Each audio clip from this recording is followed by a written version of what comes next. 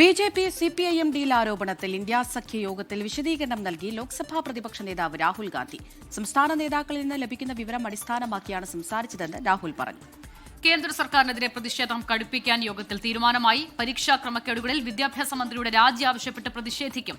SIR വിഷയത്തിൽ chief ജസ്റ്റിസിന് കത്തയക്കാനും തീരുമാനമായിട്ടുണ്ട്. Balram Nedungadi ഡൽഹിയിൽ നിന്ന് ചേരുകയാണ്. ബൽറാം, നിരവധി വിഷയങ്ങൾ ഉണ്ടായിരുന്നു. അതിൽ ഏത് നിലയിൽ ഇന്ത്യ സഖ്യം ഒരുമിച്ച് മുന്നോട്ട് പോകണം എന്നതിൽ ചർച്ചയായി എന്നുള്ളതാണ് മനസ്സിലാക്കുന്നത്. ഏറ്റവും പ്രധാനം ഇന്ത്യ സഖ്യവുമായി ബന്ധപ്പെട്ട നിലവിലെ സാഹചര്യമാണ്. DMK ഉൾപ്പെടെ വലിയ പ്രതിഷേധം അറിയിച്ച് അതിൽ നിന്ന് പുറത്തുപോയ സാഹചര്യമുണ്ട്. മമതാ ബാനർജി വലിയ തകർച്ചയ്ക്ക് പിന്നാലെ ഇന്ത്യ സഖ്യത്തിലേക്ക് സജീവമാകാൻ ശ്രമിക്കുന്ന നിലയുണ്ട്. അതിനിടയിലാണ് ഈ കോൺഗ്രസ് CPIM പ്രതിഷേധങ്ങൾ കേരളത്തിന്റെ പശ്ചാത്തലത്തിൽ ഉണ്ടാകുകയും ചെയ്തത്. അതിന്റെ ആരോപണം രാഹുൽ ഗാന്ധിയിലേക്ക് നീളുകയും ചെയ്യുന്നു. എങ്ങനെയാണ് ഇത്തരം വിഷയങ്ങൾ യോഗത്തിൽ ചർച്ചയായത്? അസിത, അമൃത, ഇന്ത്യ സഖ്യത്തിന്റെ യോഗം ഒരു നീണ്ട ഇടവേളയ്ക്ക് ശേഷം ചേരുമ്പോൾ ഒട്ടേറെ പ്രശ്നങ്ങൾ സഖ്യകക്ഷികൾക്കിടയിൽ ഉണ്ടായിരുന്നു. അതിൽ ഏറ്റവും ഉയർന്നു വന്ന ഒരു കാര്യം ഇന്ത്യ സഖ്യത്തിലെ ഏകോപനമില്ലായ്മയാണ്. ഒപ്പം തന്നെ കേരളത്തെ സംബന്ധിച്ചിടത്തോളം CPIM ഉന്നയിച്ച ഒരു പ്രധാന വിഷയം എന്നുള്ളത് കേരളത്തിൽ പ്രചരണത്തിനെത്തിയ രാഹുൽ ഗാന്ധി അടക്കമുള്ള നേതാക്കൾ കേരളത്തിൽ CPIM-ഉം BJP-യും തമ്മിൽ ഡീലുണ്ട് എന്ന ആരോപണം ഉന്നയിച്ചു. അതിന്റെ അടിസ്ഥാനം എന്ത് എന്ന ചോദ്യം ഉന്നയിച്ചിരുന്നു. യോഗത്തിൽ CPIM-നെ പ്രതിനിധീകരിച്ച് പങ്കെടുത്തത് ജോൺ ബ്രിട്ടാസ് MP ആണ്. അദ്ദേഹം യോഗത്തിൽ ഇക്കാര്യം ഉന്നയിച്ചു. എന്നാൽ അതിന് രാഹുൽ ഗാന്ധി നൽകിയ വിശദീകരണം എന്നുള്ളത് സംസ്ഥാനങ്ങളിൽ പ്രചരണത്തിനായി എത്തുമ്പോൾ സംസ്ഥാന നേതൃത്വം നൽകുന്ന വിവരത്തിന്റെ അടിസ്ഥാനത്തിലായിരിക്കും അവിടെ സംസാരിക്കുക.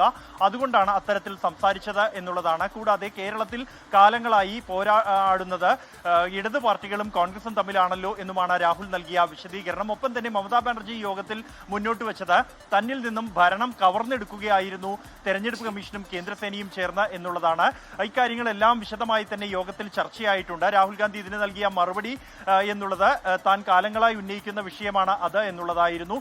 ഈ സഖ്യകക്ഷികൾ ഉൾപ്പെടെ ഉന്നയിച്ച കാര്യങ്ങൾ മുൻനിർത്തിക്കൊണ്ടാണ് ഒരു 5 തീരുമാനത്തിലേക്ക് കാര്യങ്ങൾ എത്തിയിരിക്കുന്നത്. ആദ്യത്തേത് SIR അടക്കമുള്ള വിഷയങ്ങൾ ചൂണ്ടിക്കാണിച്ച് പൗരന്മാരുടെ വോട്ടവകാശം നിഷേധിക്കപ്പെടരുത് എന്ന് ചൂണ്ടിക്കാണിച്ചുകൊണ്ട് ചീഫ് ജസ്റ്റിസിന് കത്തയക്കുക എന്നുള്ളതാണ്. രണ്ടാമത്തേത് ഈ CBSE ചോദ്യ വിഷയം, ഒപ്പം തന്നെ നീറ്റ് ചോദ്യപേപ്പർ ചോർച്ച എന്നീ കാര്യങ്ങൾ ഉന്നയിച്ചുകൊണ്ട് കേന്ദ്ര വിദ്യാഭ്യാസ മന്ത്രി ധർമ്മേന്ദ്ര പ്രധാന്റെ രാജി ആവശ്യപ്പെടുക എന്നുള്ളതാണ്. ഇതിന് ആവശ്യപ്പെട്ടുകൊണ്ടുള്ള പ്രതിഷേധങ്ങൾ വരും ദിവസങ്ങളിൽ നടക്കും. മൂന്നാമത്തേത് ഒരു സർവകക്ഷി യോഗം സർക്കാർ വിളിക്കണം എന്ന ആവശ്യമാണ്. രാജ്യത്ത് നിലവിലുള്ള തൊഴിലില്ലായ്മ, വിലക്കയറ്റം, കാർഷിക പ്രശ്നങ്ങൾ ഉൾപ്പെടെയുള്ള വിഷയങ്ങൾ ചൂണ്ടിക്കാണിച്ചുകൊണ്ടാണ് സർവകക്ഷി യോഗം വിളിക്കണമെന്ന് ആവശ്യപ്പെട്ടത്.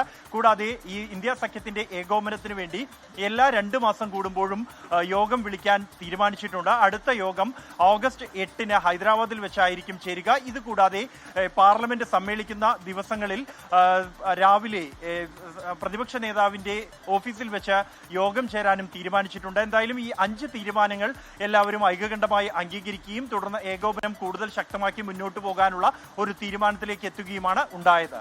അസിത, അമൃത. ശരി.